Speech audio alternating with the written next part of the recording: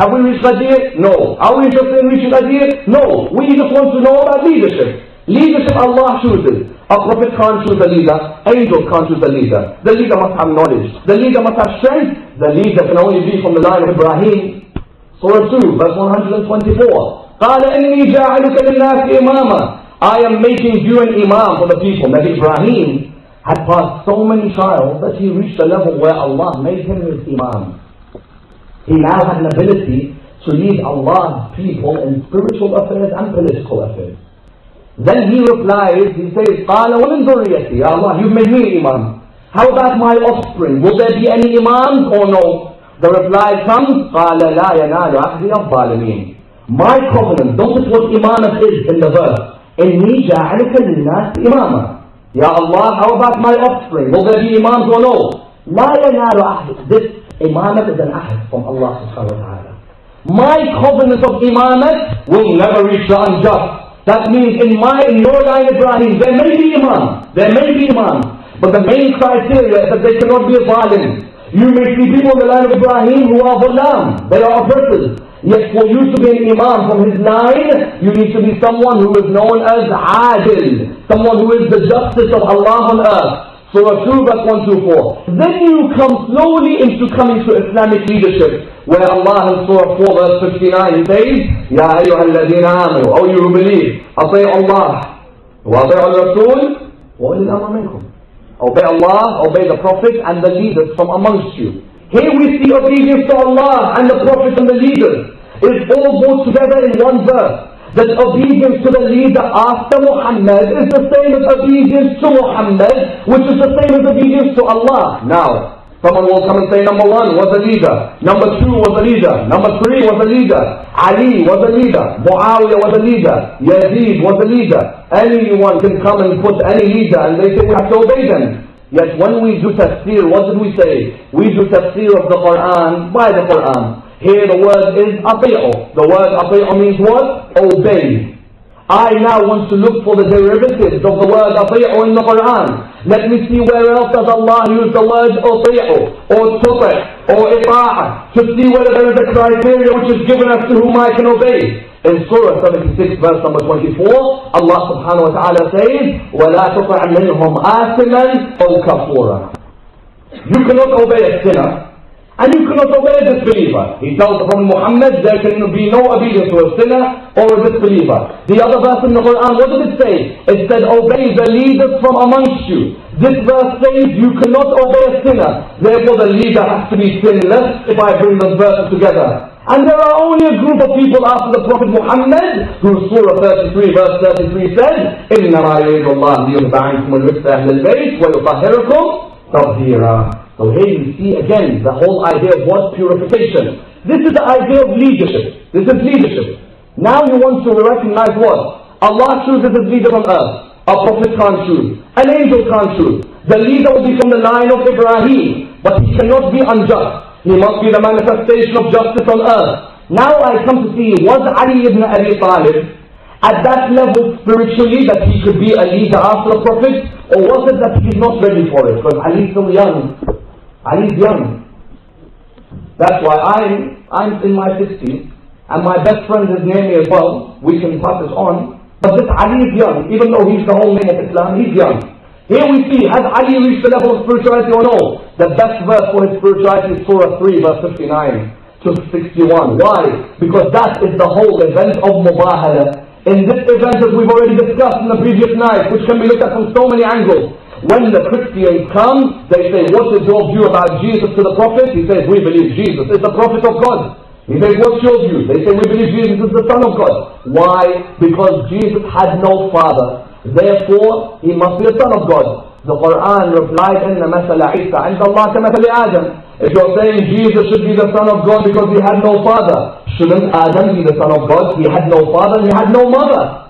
Then they came to a mubahala. When they came to the mubahala next day, brothers, there was about 300 priests or so who've come from Najran. They've come to represent themselves. They, in their own words, you know what they say? They say that if Muhammad brings his companions, then this Muhammad will enter a mubahala with him and will win. Mubahala means what? A curse will go on whoever loses. So So they said, we will make sure we'll enter if it is companions. But if Muhammad brings his family, then this Muhammad is the prophet of God. Because a man who's willing to sacrifice his family members must be chosen by God. So they come, the Quran says, what? فَمَنْ حَاجَكَ فِيهِ مِنْ بَعْدِ مَا جَاءَكَ مِنَ الْعِلْمِ فَقُلْ تَعَالُوا نَدْعُوا أَبْنَاءَنَا وَأَبْنَاءَكُمْ وَنِسَاءَنَا وَنِسَاءَكُمْ وَأَنفُسَنَا وَأَنفُسَكُمْ. We will bring our son, you bring your son. We'll bring our woman, you bring your woman. We'll bring ourselves, you bring yourselves. Rasulullah, when he comes, who does he come with? He comes with Imam Hassan and Imam Hussein as his son. Do we agree? Okay. Then as his woman, who does he bring? He brings only one, Fatima. Because all those wives who were alive at the time, they are not the dust underneath Fatima's feet. So therefore here he only brings Fatima. And then he comes with what? What does the Quran say? من بعد ما جاءك من العلم فقل تعالوا ندعو أبناءنا وأبناءكم ونساءنا ونساءكم. Then what does the Quran say? Bring the victorious in Khaybar? No. The victorious in Uhud? No. Victorious in Khandaq? No. Victorious in Badr? No. Husband of Fatima? No. Does it say bring your son-in-law? No. Does it say bring your cousin? No. What does it say? وَأَنفُسَنَا وَأَنفُسَكُمْ. Muhammad is saying, we'll bring someone who is like myself. That me and him, our light is the same light. And you bring someone who is from yourself. Here the Quran shows you Ali ibn Abi Talib had reached the stage where he was the self of the Prophet Muhammad. That's Rasulullah says, Ali ibn Abi Talib, min nafs al-Rasul. When they all come the next day, what do they say? They say, Wallah, Wallah. They swear by Allah, by God. They say, the amount of light that shines from these five faces, if it told the mountain to move, the mountain would move from its place. Here you find, Here you find spiritually, Ali ibn Abi Talib had reached a level where his spirituality was the nest of Muhammad. And then you ask the question, for example, again spiritually, is his nafs pure? Yes, the verse in the Quran again, وَمَنْ يَشْرِ نَفْسَهِ ابْتِغَاءَ مَرْضَاتِ اللَّهِ. The one who gives his soul away for the pleasure of Allah was revealed on the night of Hijrah, when Ali ibn Abi Talib slept in the bed of the Prophet. That in both books of Sunnah and Shia, it is narrated Allah subhanahu wa ta'ala speaks with his archangels. And he says, oh my archangels, are you willing to sacrifice your life for me? Or do you want to stay worshipping me? Which one do you want? They say, although we do not mind in your worship, although we don't mind sacrificing our life, we prefer to worship you. Do you know what he replies? He replies, go down and now protect the son of Abu Talib, because there is a youth there who wants to sacrifice his life not only for his prophet but also for his Lord. The verse was revealed about Imam Ali's spiritual level. In this verse, Surah 2, it says, وَمَنْ يَشْرِ نَفْسَهِ ابْتِغَاءَ مَرْضَاتِ اللَّهِ. There is a person who sells his soul for the pleasure of Allah subhanahu wa ta'ala. Here again, Ali ibn Abi Talib is shown. Now when you look at Ali ibn Abi Talib politically, is Ali ibn Abi Talib politically able or no? If I agree that Ali ibn Abi Talib in spirituality is the successor of Muhammad or the self of Muhammad, do I agree politically he can lead or no? What do I use for political reasons? Number one, Hudaybiyah.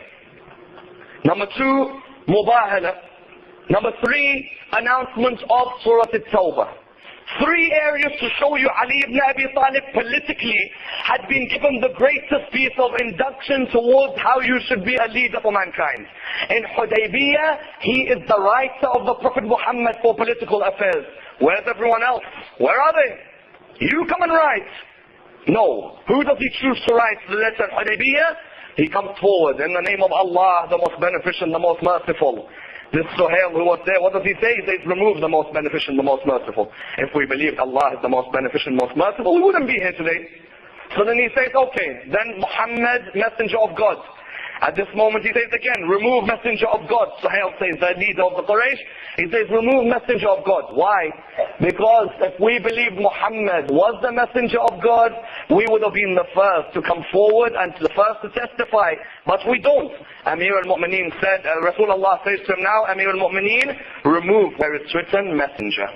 Okay? Remove that. Amir al-Mu'mineen says, Ya Rasulullah, how can I remove something which I was the first witness to? At this moment Rasulullah says to him, what? He says you will face a similar day where you will have to hold your patience. Number one, in Hudaybiyah, he is the right of Rasulullah. Number two, in Mubahala, when the conclusion had finished that the Christians of Najran were going to live under the Islamic State, Ali ibn Abi Talib had to write